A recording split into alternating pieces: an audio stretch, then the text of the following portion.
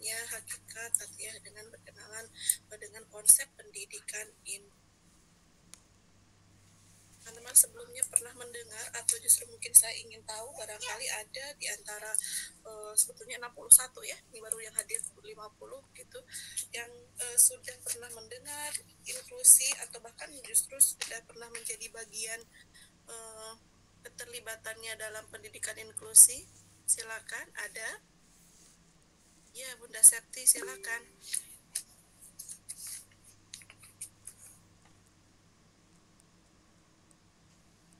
Silakan, Bun. Bun, izin untuk menyampaikan kalau menurut saya pendidikan inklusi itu memberikan layanan dan kesempatan untuk semua anak, bahkan untuk anak ABK untuk bersekolah di sekolah reguler, Bun. Jadi sama rata seperti itu, Bun. Oke, baik. Bunda Septi langsung menyampaikan pemahaman awalnya ya mengenai pendidik yang berkebutuhan khusus juga bisa memperoleh kelas yang sama seperti kelas reguler begitu ya. Baik, tadi ada lagi kalau tidak salah, terima kasih sudah memulai. Monggo yang lainnya ada yang mau menyampaikan juga. Silakan, boleh angkat tangan Bu Suparti. Raisen ya, ada di klik icon senyum itu, nanti ada klik untuk tanda tangan, klik ini nih tanda tangannya. Yang saya tahu, Bunda, pendidikan inklusi itu sekolah tidak boleh menolak murid atau siswa apapun keadaannya, begitu. Oke, sekolah tidak boleh menolak siswa apapun keadaannya, begitu ya. Oke, tapi gimana kalau kita semuanya, misalnya gurunya merasa belum bisa ya, sarananya begitu ya, sedangkan kan tidak sama ya perlakuan normal dengan anak berkebutuhan khusus itu ya. Mungkin Bu Leli punya pendapat, silakan.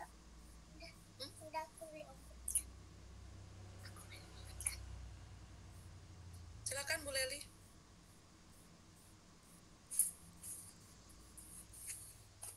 Bu Leli mendengar saya atau kita ke Bu Siti Dariah dulu?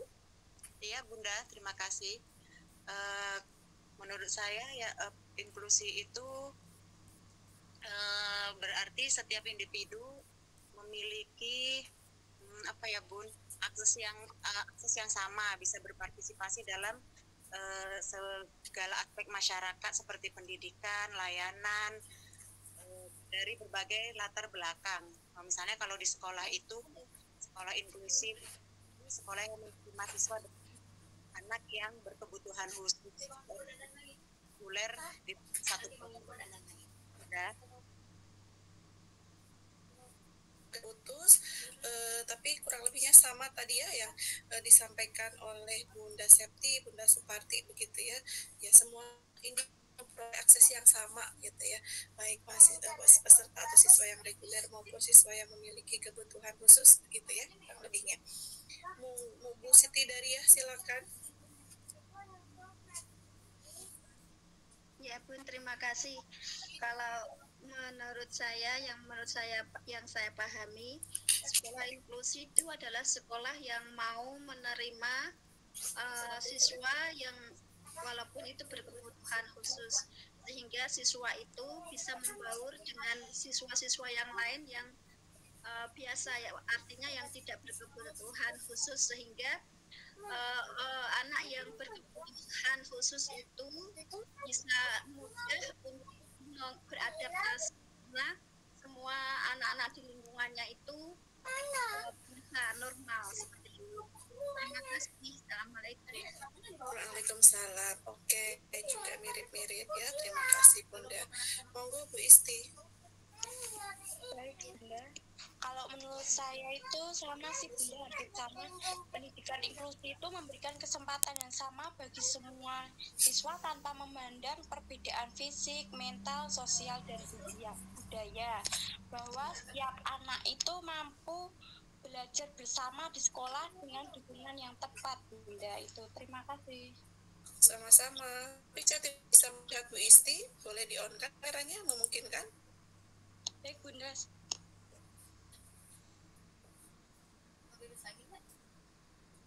sambil menunggu silakan Bu Lili.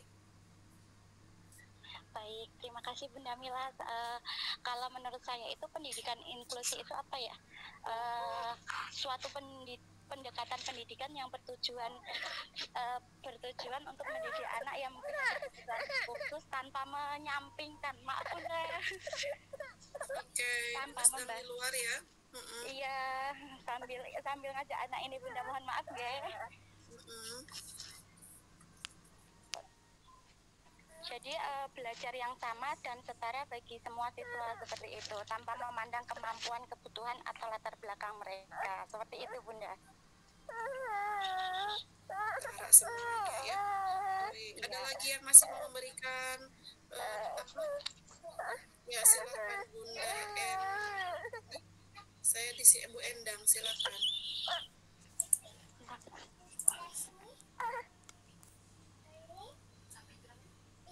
Bunda Endang belum itu. Jadi Bunda, maaf Bunda, pendidikan inklusif menurut saya sistem layanan pendidikan yang mengatur agar siswa dapat dilayani di sekolah terdekat, di sekolah reguler bersama-sama dengan teman seusianya. Monggo, ya silakan yang lainnya yang masih mau memberikan. Bu Endang ya, saya belum catat lagi.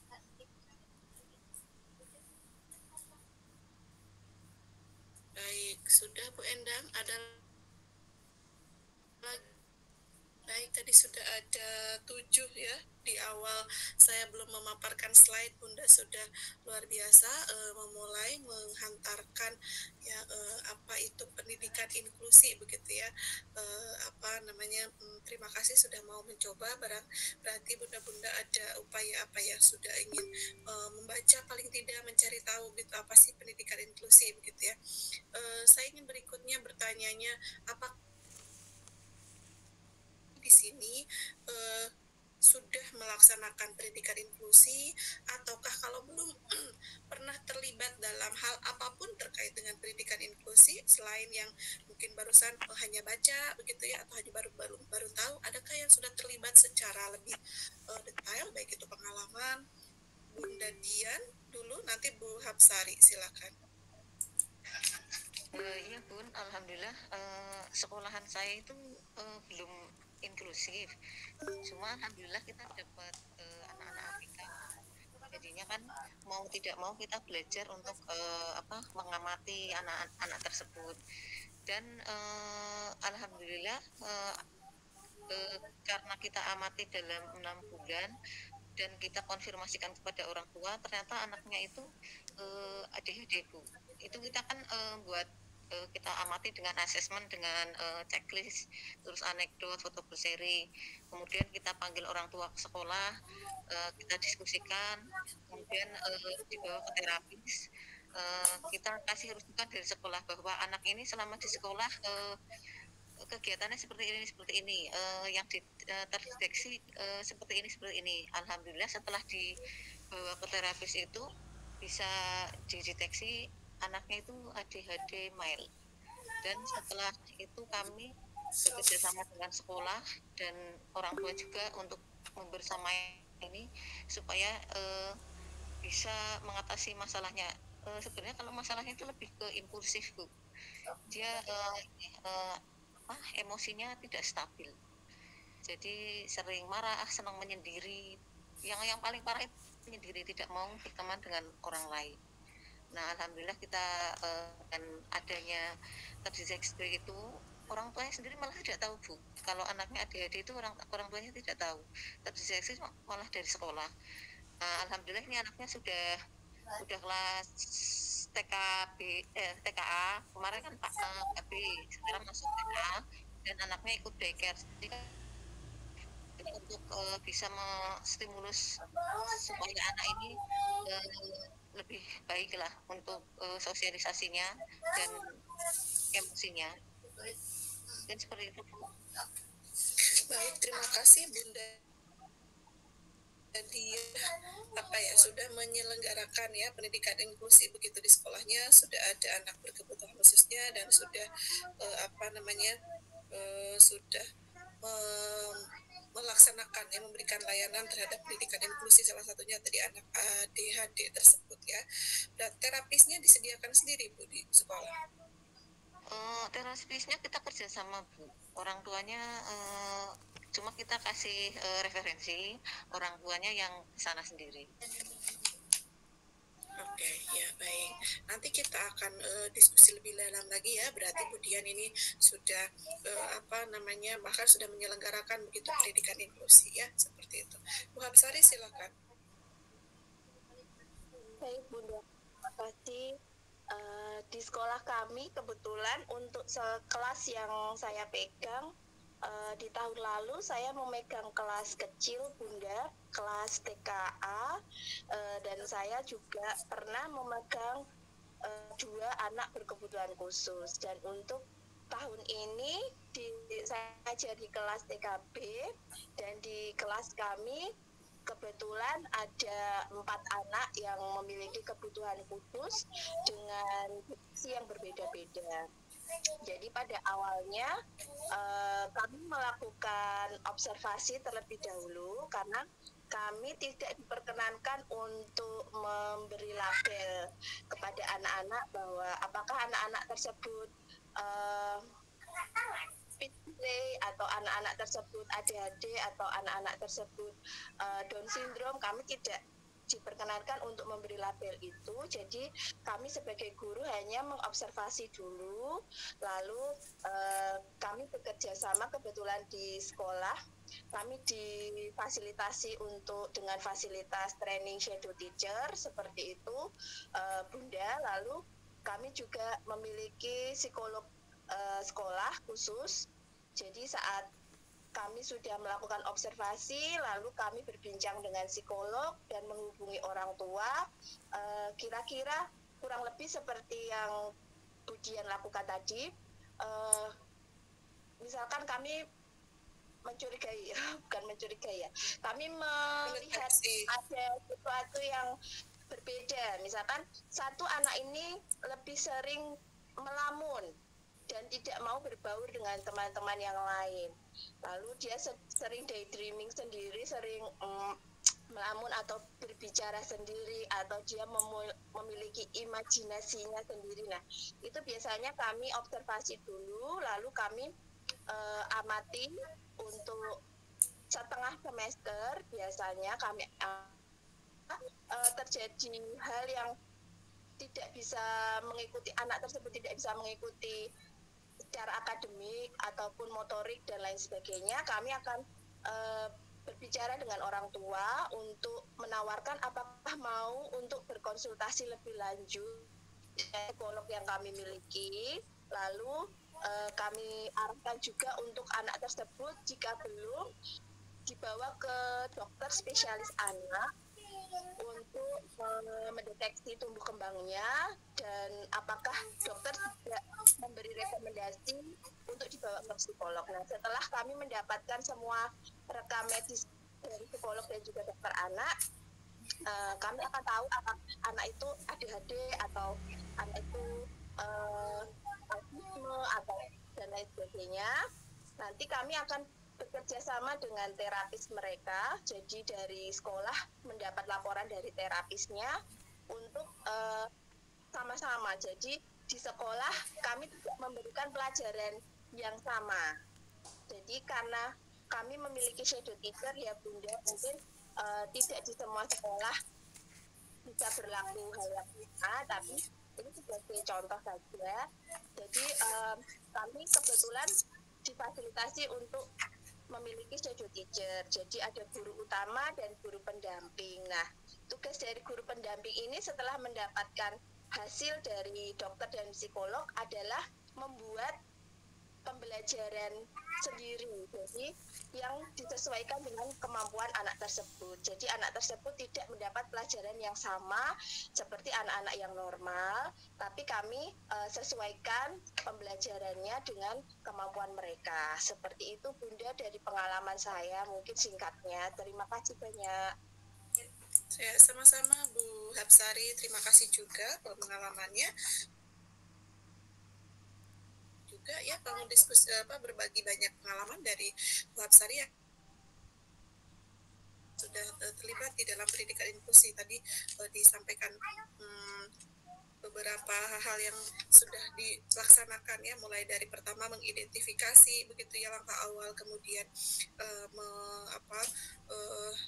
melibatkan pihak-pihak terkait yang lebih profesional untuk mendapatkan justifikasi siswa.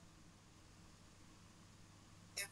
Kemudian juga ketika sudah diketahui kesimpulannya ya apa yang terjadi pada anak tersebut, kemudian ya menggunakan shadow teacher ya gitu yang di sekolah menyediakan ya seperti itu kalau tadi. Nah memang seperti itu idealnya begitu ya. Jadi ketika kita atau sekolahnya Bapak Ibu semuanya akan menyelenggarakan pendidikan inklusi, memang butuh kesiapan dan banyak hal ya terkait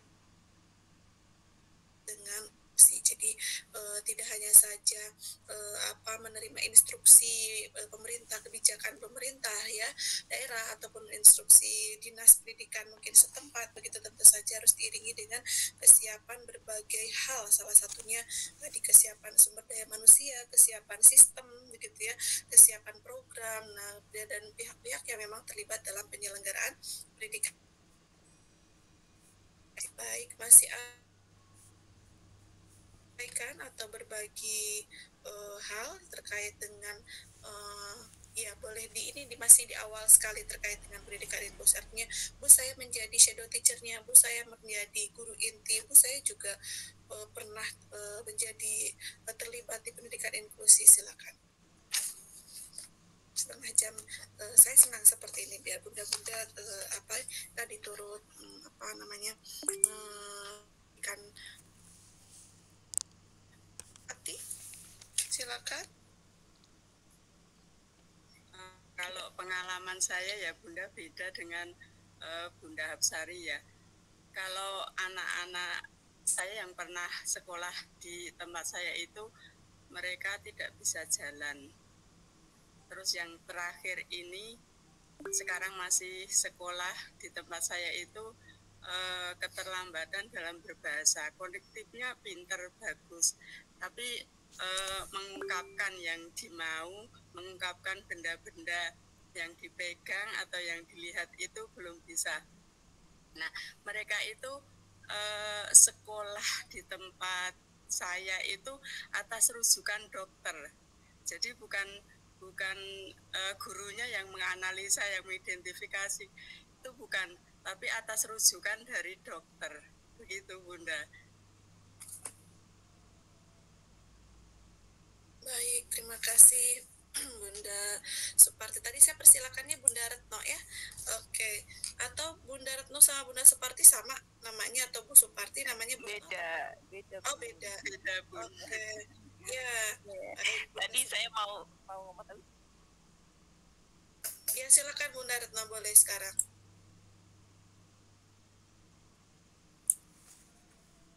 Monggo Bu Retno. Iya Bu, maaf tadi Bu Parti duluan jadi saya mundur dulu. Ya silakan ya. Sekarang saya silakan. Ya.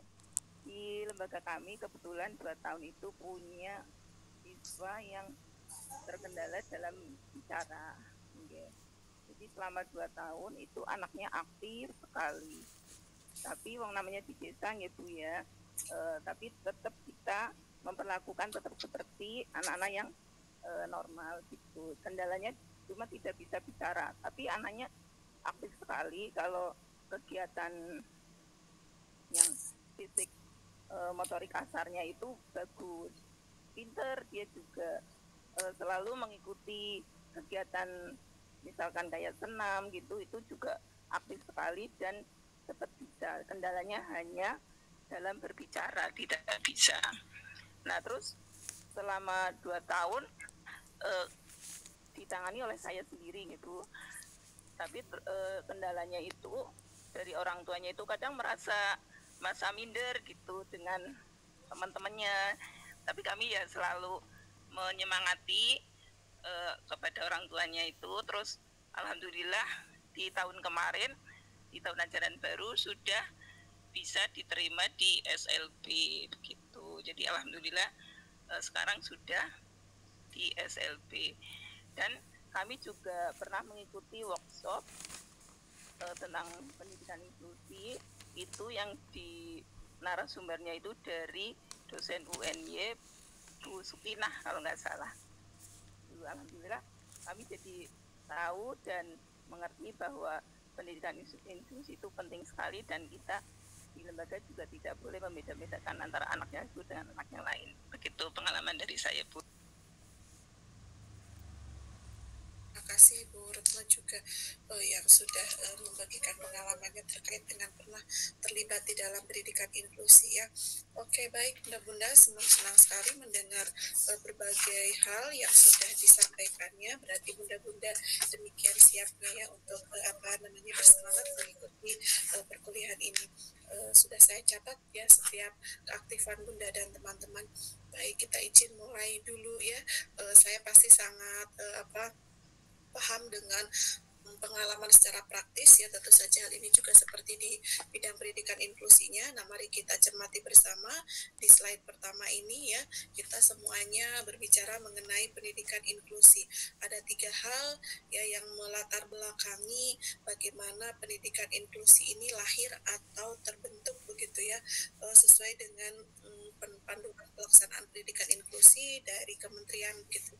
Di sini yang pertama Bunda-Bunda kita melihat bagaimana filosofi ya pendidikan inklusi, falsafah kita terkait dengan pendidikan inklusi ini yang mengatakan bagaimana ruang kelas ya dan ruang bermasyarakat sebetulnya tidak akan lengkap jika tidak mengikut sertakan dengan semua aspek individu yang terdiri dengan berbagai kebutuhan. Nah, maka inklusi ini merupakan sebuah pola pikir ya, sebuah paradigma baru yang memberikan kesempatan kepada semua ya, semua hal ini berarti semua anak, semua individu begitu ya, dengan berbagai kondisi, latar belakang, sosial budaya begitu ya. Nah, khususnya kondisi yang yang terjadi dalam individu tersebut begitu ya, untuk belajar mendapatkan pelayanan di kelas ataupun di instansi yang sama seperti itu. Itu filosofi terkait dengan pendidikan inklusi. Jadi latar belakang kok bagaimana dulu lahirnya. Jadi tidak ada segregasi, tidak ada sekat-sekat begitu yang memisahkan antara anak yang normal dengan anak berkebutuhan khusus, meskipun tentu saja tetap saja ada perbedaan pandangan seperti itu ya dalam hal ini. Kemudian yang berikutnya adalah isu politik. Nah ya, apapun di negara kita ini atau di setiap negara saya yakin punya isu-isu politik yang turut mewarnai setiap kebijakan, setiap program yang berlaku atau yang diberlakukan di negaranya tersebut begitu ya. Nah, salah satunya ini isu pendidikan inklusi juga menjadi isu politik yang bisa jadi ditawarkan oleh misalnya kepala negara ya, calon kepala negara mungkin di masa kampanyenya, atau mungkin diturunkan oleh menteri yang ketika sudah sedang berkuasa saat itu begitu ya, atau saat ini begitu ya. Nah, jadi pendidikan inklusi itu sehingga disebut dengan isu politik seperti itu. Dan kemudian secara internasional begitu ya, pendidikan inklusi ini merupakan agenda internasional SDGs begitu ya. Ada yang sudah tahu Bunda-Bunda SDGs itu apa? Sudah kenalan dengan SDGs? Coba silakan boleh diketikkan SDGs itu apa sih? SDGs, S-nya kecil, Sustainable Development Goals ya, Bu Endang. Tadi itu Bunda sudah maaf masih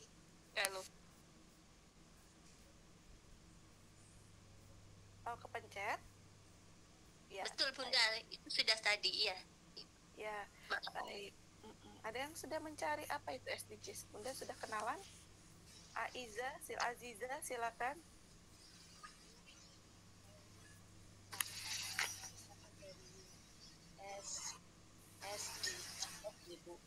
singkatan dari Eco-Social Development atau lebih umum tujuan pembangunan berkelanjutan Sustainable Development. Bu Aziza, tadi saya bisukan, boleh dinyalakan kembali mic-nya, silakan. Social Development Goals.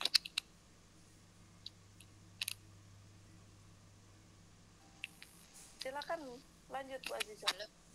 Iya. Itu tujuannya itu singkatannya ya Bu, Eco-Social Development Goals. Itu tujuannya untuk mencapai ke pembangunan berkelanjutan dan meningkatkan kualitas hidup masyarakat global. Kok ada ekososial ya? Yang lain ada yang menemukan yang lebih tepatnya? Silakan Bu Fizi.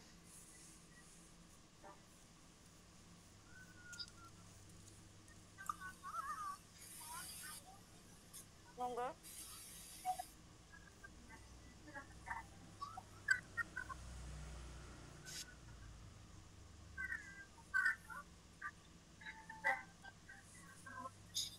Bu Fizi, tadi saya ada. Silakan, tadi raise hand.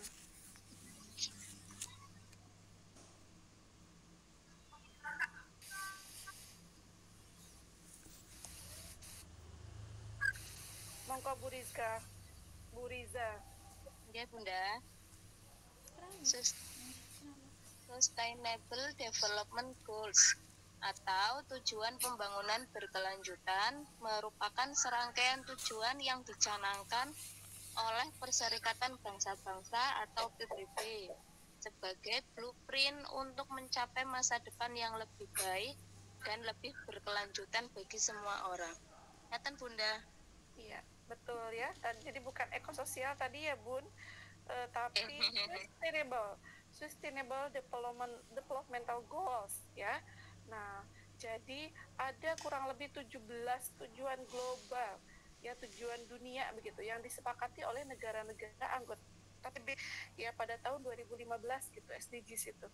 Nah, sehingga isu-isu atau mungkin topik-topik SDGs itu selalu menjadi topik tujuan jangka panjang nasional, karena juga bagian atau amanah dari tujuan jangka panjang dunia begitu.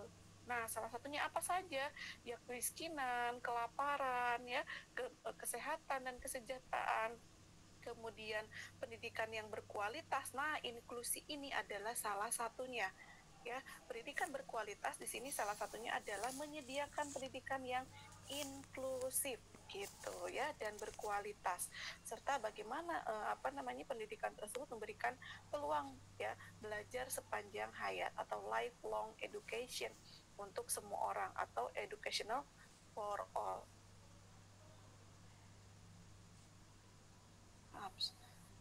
Nah, itu ya teman-teman, tadi agenda internasional salah satunya yang tertuang dalam SDGs tadi ya, di mana mengamanahkan ya anak-anak yang lahir tanpa kecuali punya hak-hak asasi begitu ya, hak sosial dan pendidikan yang bermutu di semua jenis, di semua jalur dan semua jenjang pendidikan gitu.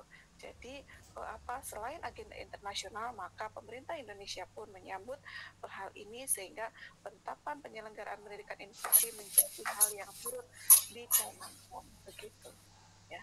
Itu teman-teman di latar belakang yang menjadi dasar penyelenggaraan pendidikan inklusi ini ya. Untuk definisi tadi sudah banyak disampaikan oleh bunda-bunda di awal begitu ya, dengan mungkin bunda yang sudah membaca kemudian menemukan banyak referensi, jadi saya sangat apresiasi. Ini akan kita skip saja atau kita main cepat saja, sehingga bagaimana pendidikan inklusi ini adalah hak semua anak begitu ya. Kemudian bagaimana tujuannya memastikan tadi anak-anak atau siswa-siswa yang memiliki kebutuhan khusus itu ya dipastikan tetap mendapatkan akses terhadap pendidikan yang terjangkau ya, yang memenuhi kebutuhan pendidikannya, karena tadi seperti Bunda Hapsari sampaikan, pendidikan anak yang berkebutuhan khusus dengan pendidikan anak yang normal itu tidak akan sama seperti itu ya. Oke, ini juga silakan teman-teman bisa mencari banyak definisi lain ya, itu tentang inklusif dari berbagai sumber. Nah, salah satu perbedaannya kita adalah di level S1 itu ketika menyampaikan definisi silahkan dilengkapi dengan sumbernya.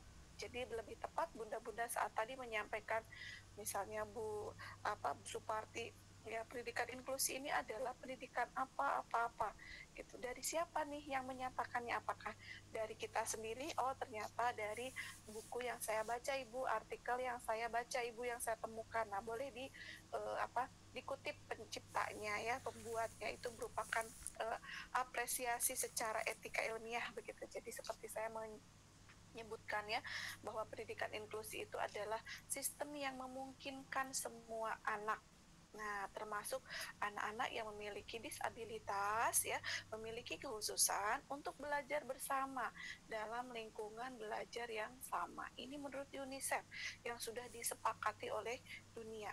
Nah, kita di Indonesia ya, dari Badan Standar Kurikulum ya, BSKP begitu ya, Asesmen dan Pendidikan begitu, Kemdikbudristek, pendidikan inklusi atau inklusi ini adalah sebuah pendekatan yang membangun lingkungan yang terbuka bagi siapa pun ya, dengan latar belakang dan kondisi yang berbeda-beda, baik karakteristik, tadi kondisi fisiknya, kondisi psikisnya, perkembangannya ya, statusnya, suku, budaya dan lain sebagainya. Itu sebuah pendekatan inklusi seperti itu. Dan saya yakin bunda-bunda yang lainnya juga akan menemukan definisi-definisi lain ya, seperti itu. Silahkan nanti boleh ditambahkan dari definisi-definisi yang saya temukan ya.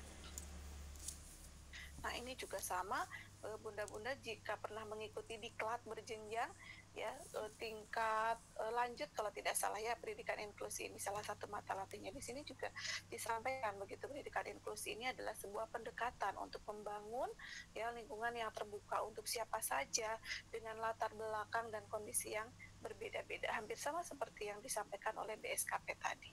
Nah, ya, jadi di sini bagaimana pendidikan inklusif ini, penyelenggaraan pendidikannya yang nanti harapannya memberikan kesempatan kepada semua peserta didik. Ya, tidak lagi membedakan gitu ya. Ada anak normal, ada di dalamnya juga bisa jadi anak yang berkebutuhan khusus, baik mungkin di aspek bahasanya, bisa jadi di aspek kognitifnya yang terkendala, ataupun mungkin di aspek tadi emosional dan perilakunya, atau mungkin di aspek lainnya ya, kognitifnya, seperti itu. Semua ada dalam satu kelas, tapi tentu saja juga dengan penanganan yang berbeda, tidak bisa disamakan. Ya, bagaimana penanganannya sebetulnya kalau di mata kuliah lebih spesifiknya di penanganan anak berkebutuhan khusus begitu ya. Nah, kalau pendidikan inklusi ini adalah layanan, sistem pelayanan pendidikannya gitu ya. Kalau nanti bicara mengenai penanganannya ada di penanganan ABK seperti itu ya.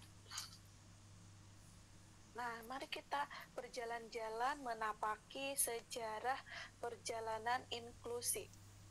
Ya, bunda-bunda silakan ya cermati kembali, boleh googling ya sejarah pendidikan inklusi, boleh menggunakan kata kuncinya, bunda silakan googling ya, tanya Mbah Google-nya gitu ya.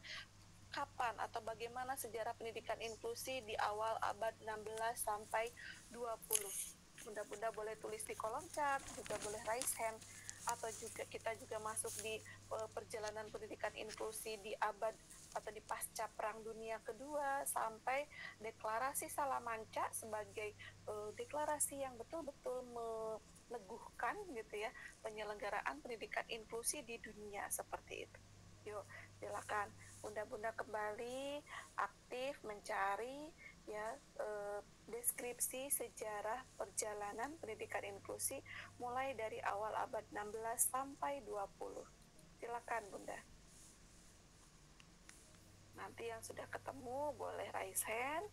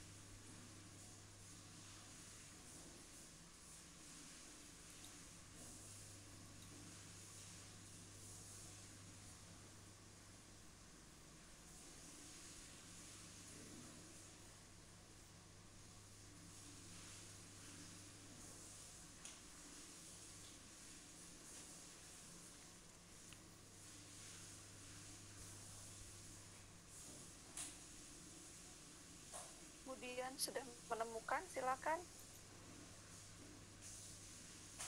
Sudah Bu, ini kemarin saya browsing. Untuk sejarah pendidikan inklusif di dunia dimulai dan diprakarsai oleh negara-negara Skandinavia, yaitu Denmark, Norwegia, dan Swedia. Kemudian tahun 1960 Presiden Kennedy menerapkan pendidikan inklusif di Amerika. Selanjutnya di Inggris pada tahun 1991 mulai memperkenalkan adanya pendidikan inklusif dengan ditandainya adanya pergeseran model pendidikan untuk anak berkebutuhan khusus dari segregatif ke integratif. Kemudian Konferensi Pendidikan di Bangkok menghasilkan Education for All atau Konferensi EVA pada tahun 1994 di Salamanca dan pada tahun 2004 di Dakar. Sedangkan sejarah pendidikan inklusif di Indonesia pendidikan inklusi sudah dirintis sejak tahun 1986, namun dalam bentuk yang sedikit berbeda, yaitu sistem pendidikan tersebut awalnya bernama Sistem Pendidikan Terpadu dan disahkan dengan Peraturan Menteri Nomor 22 tahun 1986 tentang pendidikan terpadu di Indonesia. Pada pendidikan terpadu, anak cacat juga ditempatkan di sekolah umum, namun mereka menyesuaikan diri dengan sistem sekolah umum. Kemudian pada tahun 2004 ada Deklarasi Bandung dengan komitmen pendidikan Indonesia menuju pendidikan inklusif. Tahun 2005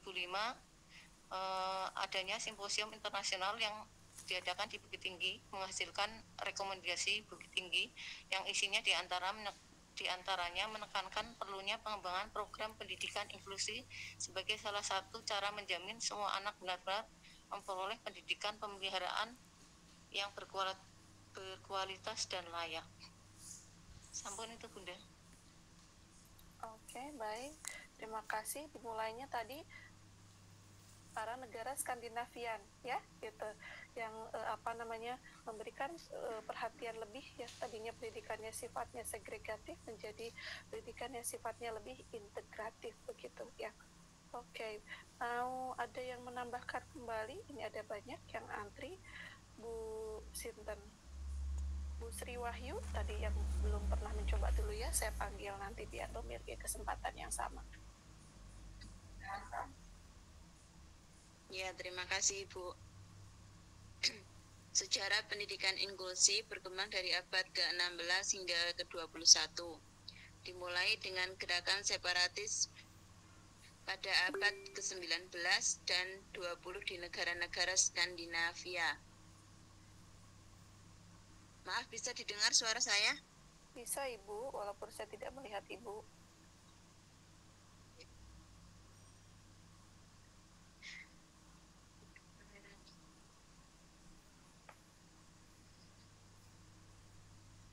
Suara tapi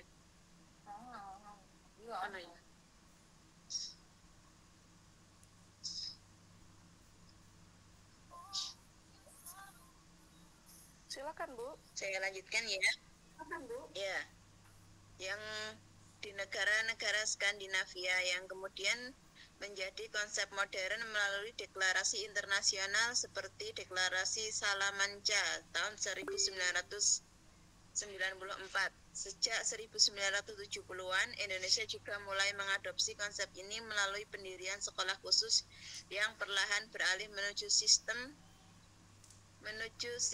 inklusif yang dijamin undang-undang, seperti Undang-Undang Nomor 20 Tahun 2003.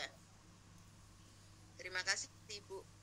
Ya, terima kasih juga Ibu, panjang sekali, ya, bisa, ya.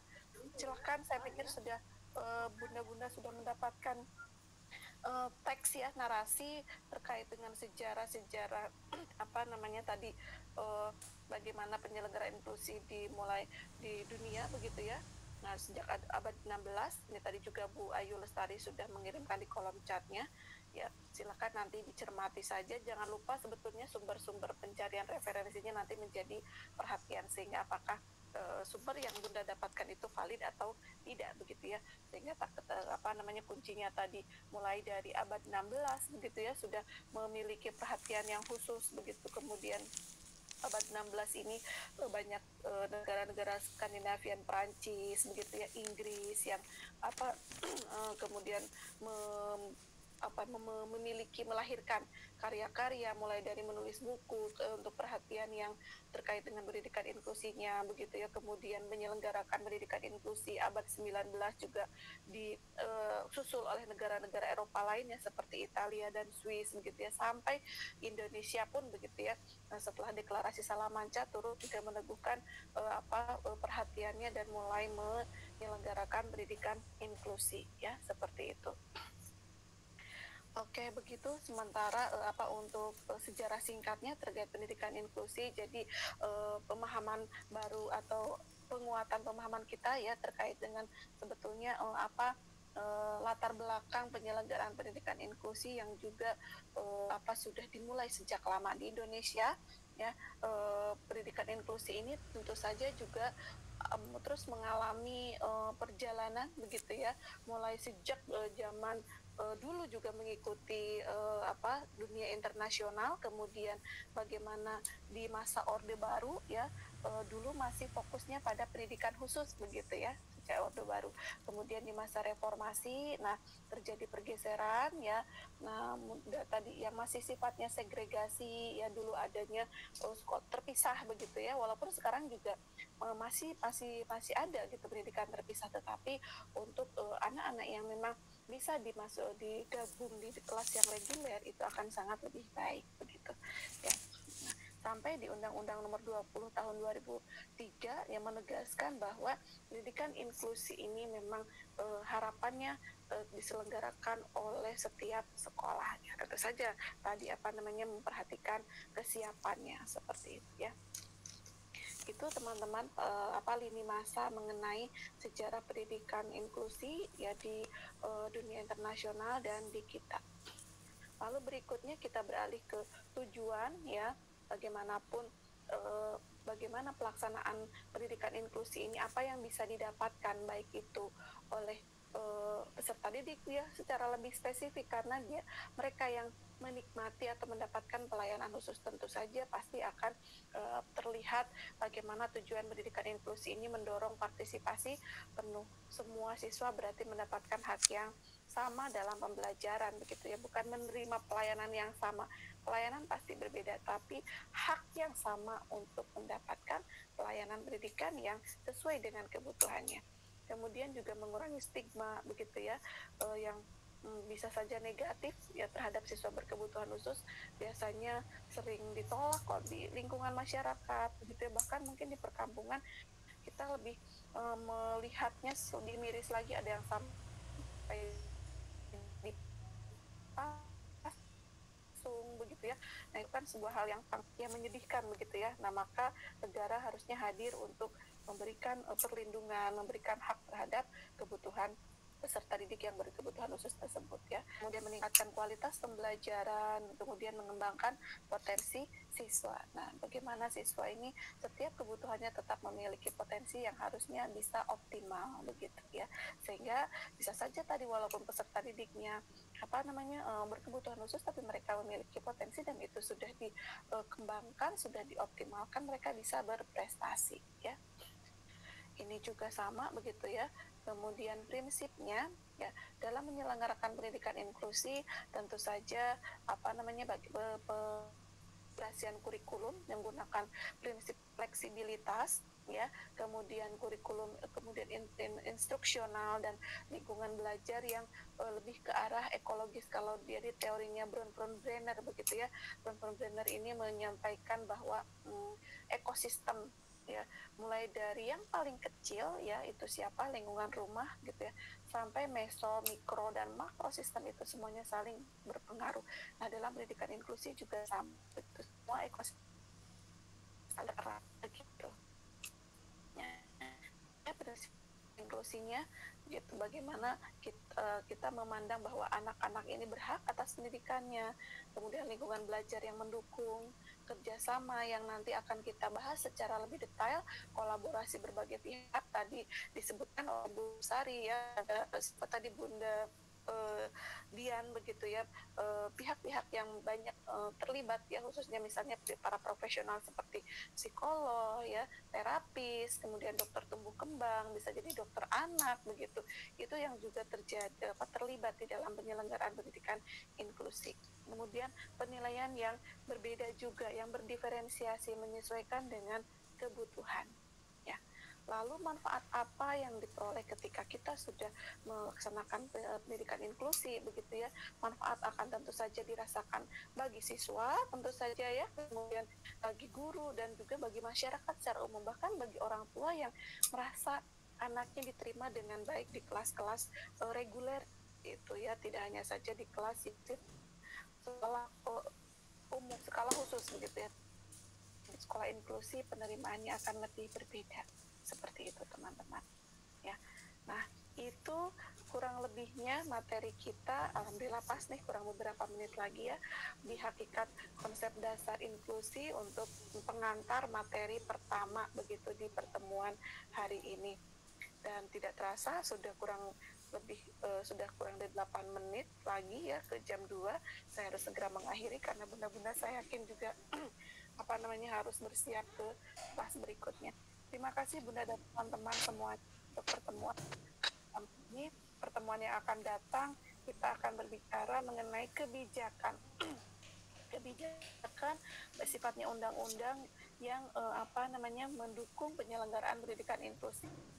Kebijakan aturan pemerintah atau kemudian kebijakan secara internasional, bunda-bunda juga bisa sekali lagi tadi seperti yang tadi saya senang sekali ya mencari referensi gitu ya, kemudian kita menyampaikan ya kebijakan-kebijakan yang memang mendukung lahirnya atau bahkan implementasi pendidikan inklusif ya.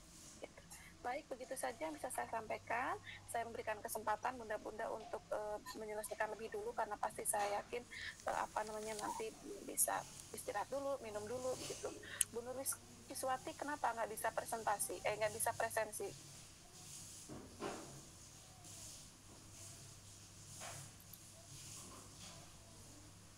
Nah, saya tanya tidak direspon. Baik, ya sudah saya tutup ya. Presensi saya yakin sudah bisa semuanya dan sudah optimal karena saya merasa tidak ada KPJ yang mengingatkan saya, tidak ada ya kalau di kelas ini ya, soalnya belum saya catat. Jadi silahkan, saya akan mengambil presensi dari Spada saja karena tidak ada yang membantu mereka gitu. Sudah ada? Oh, Bu Dian ya? Iya. Ya? Oke. Sudah di kemarin Bu. Oh iya, saya belum catat soalnya. Oke, iya. Saya catat kalau gitu ujiannya. Oke, terima kasih. Baik, kalau gitu saya akhiri teman-teman. Silakan selamat beristirahat dulu. Assalamualaikum warahmatullahi wabarakatuh. Waalaikumsalam warahmatullahi wabarakatuh.